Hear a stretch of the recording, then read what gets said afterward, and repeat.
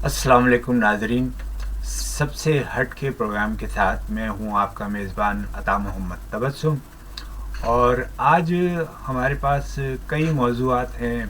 Petrol है, कराची में एक नशिस्त पर इलेक्शन है, और परवेज़ मुशर्रफ के आने की बातें हो रही हैं, और मुल्क में जो महंगाई का तूफ़ान आया हुआ है उस पर बात होगी। तो सबसे पहले शुरू करते हैं बात पेट्रोल से। आज जब मैं घर से निकला तो कराची की सड़कें मामूल से ज़्यादा सुनसान थी, और गाड़ियों का वो बहाव और वो रश देखने में नहीं आया जो आम तौर से होता है। इस महंगाई के बम ने हर शख्स को परेशान कर दिया है।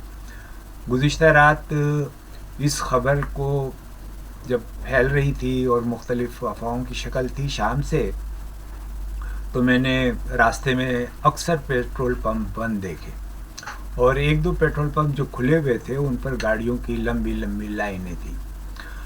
पाकिस्तान के अवाम जो हैं महंगाई के ऊपर जिस तरीके से परेशान हैं, लेकिन उसका इजहार जो है उस अंदाज से, उस गम और गुस्से का इजहार सड़कों पर, रोडों पर, जलसों में, रैलियों में इसमें नज़र नहीं आता।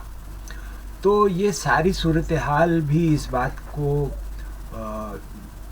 यानी कि परेशान कुन है कि क्या हमारे अवाम जो हैं वो अपने हुक्मरानों को कोई सबक नहीं सिखा सकते। वो हुक्मरानों को इस बात पे मजबूर नहीं कर सकते कि वो अपने अखराजात कम करें और अपनी अय्याशियाँ कम करें और वज़रा की फ़ौज कम करें। मुल्क की जो अशराफिया है, अदलिया है और दूसरे हमारे रियासती इदारे हैं, उनके अखराजात में जिस तरह बजट के अंदर इजाफ़ा किया गया है, और इन जो लोगों की लाज़मी ज़रूरत है, सेहत और जो तालीम जो उनका हक़ है, उससे जिस तरीके से महरूम किया गया है, उनके ऊपर कोई बजट नहीं रखा गया है, मुल्क की तरक्याती मंसूबे पर कोई तवज्जो नहीं दी गई है।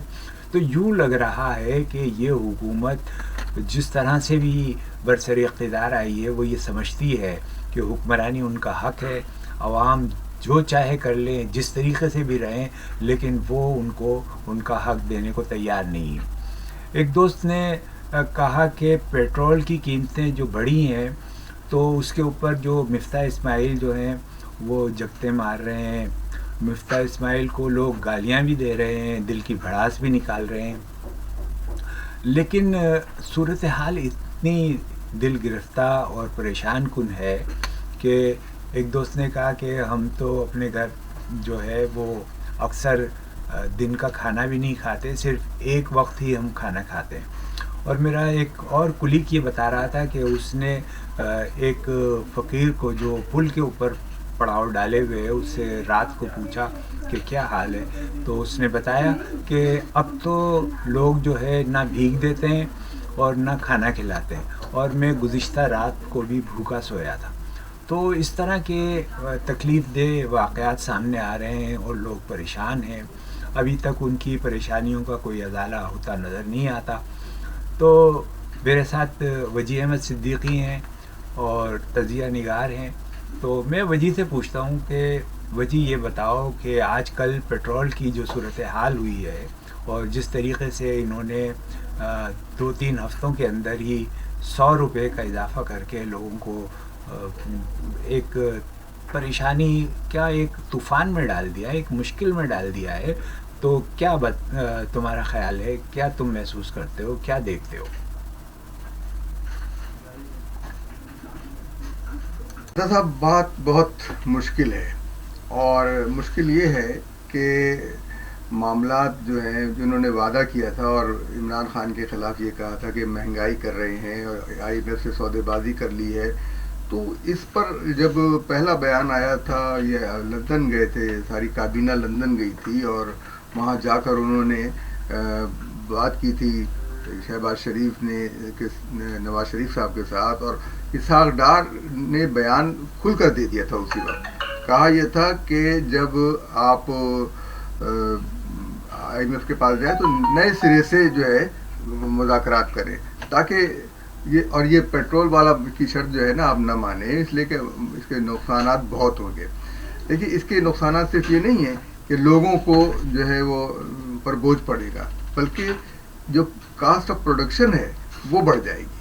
تو جب کاسٹ آف پروڈکشن بڑھ جائے گی، مجھے حیرت یہ ہے کہ مفتاح اسماعیل خود ایک انڈسٹریلسٹ ہیں، چیزیں تیار کرتے ہیں، تو وہ کس طریقے سے بیچ سکے گا کوئی آدمی، عالمی منڈی میں کیسے مقابلہ کر سکے گا؟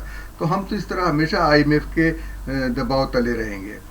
تو اب اور جبکہ یونائٹڈ نیشن ڈیولپمنٹ پروگرام نے بتا دیا تھا کہ 17.4 بلین ڈالر کے آپ کے جو ایلیٹس کے مراعات ہیں ان کو ختم کریں. مجھے یقین ہے کہ IMF نے یہ شرط بھی لگائی ہوگی، لیکن یہ چھپا لی گئی ہے، اس سے صرف نظر کیا گیا ہے. 17.4 بلین ڈالر اگر بچ جائیں تو اس میں سے چند ارب عمران خان سے ہم کی مہنگائی سے تنگ تھے، لیکن طریقہ کوہکن میں بھی وہی ہیلے ہیں پرویزی. یوں کہہ لیجئے کہ اور مجھے جو بھی دشمن جاں ملا وہی پختہ کار جفا ملا. نہ کسی کی چوٹ غلط پڑی، نہ کسی کا وار خطا ہوا. اور جس دور میں، جیسا فقیر کی بات کہ جس دور میں لٹ جائے فقیروں کی کمائی، اس دور کے سلطان سے کچھ بھول ہوئی ہے. تو یہ بہت بڑی بھول ہے. اقتصادی طور پر ہم آگے بڑھ ہی نہیں سکیں گے. میرا تو یہاں تک خیال یہ ہے کہ ماہرین اقتصادیات ہی بتا سکیں کہ ہم اقتصادی طور پر آگے نہیں بڑھ سکتے. نہیں، ماہر اقتصادیات کیا بتائیں. صورتحال یہ ہے کہ FBR نے پیٹرول پر جو GST 2% تھا وہ اب بڑھا کر 12.5% کر دیا ہے. ماضی میں اسد عمر جو ہے وہ 2% جنرل سیلز ٹیکس کو ظالمانہ قرار دیتے تھے. اب کیا موجودہ حکومت کی جانب سے عوام پر گرائے گئے اس پیٹرول بم کے خلاف بھی کوئی اقدام کیا؟ عمران خان نے 3.5 برس کا عرصہ جو ہے اس میں مسلسل الزامات لگائے اور اس مہنگائی کو، اس پریشانی کو، اس تمام واقعات کو اور ملک کے اندر پیش آنے والی جو بھی اقتصادی صورتحال تھی اس کا الزام وہ کرپشن کو قرار دیتے تھے، نواز شریف کو کہتے تھے اور زرداری کو کہتے تھے اور اسی ٹولے کو کہتے تھے. لیکن اب ہم یہ دیکھ رہے ہیں کہ موجودہ حکمران بھی اسی روش پر قائم ہے. وہ بھی جو کچھ بھی ہو رہا ہے، پیٹرول کی قیمتوں میں اضافہ ہو رہا ہے یا جو کچھ مہنگائی بڑھ رہی ہے، وہ فیصلے تو خود کر رہے ہیں، لیکن الزام جو ہے اور وجوہات وہ وہی بتا رہے ہیں کہ وہ سابقہ حکومت اور عمران خان اور جو کچھ بھی تحریک انصاف نے کیا ہے اس کا نتیجہ ہے، وہ لوگ جو معاہدے کر کے گئے ہیں اس کا نتیجہ ہے، IMF سے جو بات ہوئی ہے اس کا نتیجہ ہے. تو عوام کہاں جائیں؟ یہ سب ایک دوسرے کے اوپر الزامات دیتے رہتے ہیں اور یہ اسی طریقے کے معاملات چلتے رہتے ہیں. جی، عوام کہاں جائیں یہی سوال ہے. عوام جو ہے، آپ نے سوال کیا تھا کہ لوگ نکل نہیں رہے، احتجاج نہیں کر رہے. اصل میں احتجاج پہلے لوگ بے قیادت احتجاج جو ہے وہ بہت بڑا نقصان دہ ہوتا ہے اور ایک انارکی کی کیفیت پھیلتی ہے. اب عمران خان جو ہے بول تو رہے ہیں لیکن وہ اس پر احتجاج کی کال نہیں دے رہے.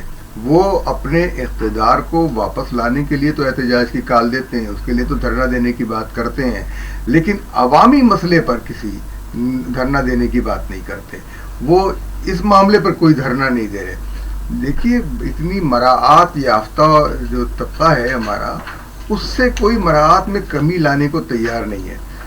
آپ یہ بتائیے کہ جب گریڈ 19 سے لے کر 20-22 تک لوگوں کی بجلی کے بل جو ہیں وہ حکومت ادا کرے گی تو قوم کا تیل نہیں نکلے گا تو پھر کیا ہوگا؟ چلیے چھوڑیں یہ مہنگائی، یہ پیٹرول اور یہ پریشانیاں تو ساتھ ساتھ چلتی رہیں گی، لیکن سیاست کے کارزار میں بھی جو کچھ ہو رہا ہے وہ بھی ایک عجب ہے کہ نواز شریف جن کو مشرف نے جہاز میں بٹھا کر زبردستی رخصت کر دیا تھا، اور اب وہی نواز شریف جو ہے مشرف کی وکالت کر رہے ہیں اور جماعت اسلامی کے سینیٹر مشتاق احمد نے سینٹ کے اندر کہا ہے کہ کیا ضرورت ہے ان جیلوں کی اور ان تھانوں کی اور اس پولیس کی اور قانون کی اور عدالتوں کی، جب یہی کرنا ہے آپ کو مجرموں کو اس طرح پروٹوکول کے ساتھ ان کو واپس لانے اور اس کی باتیں ہو رہی ہیں. تو وجی تمہارا کیا خیال ہے کہ اس بارے میں کیا صورتحال ہے؟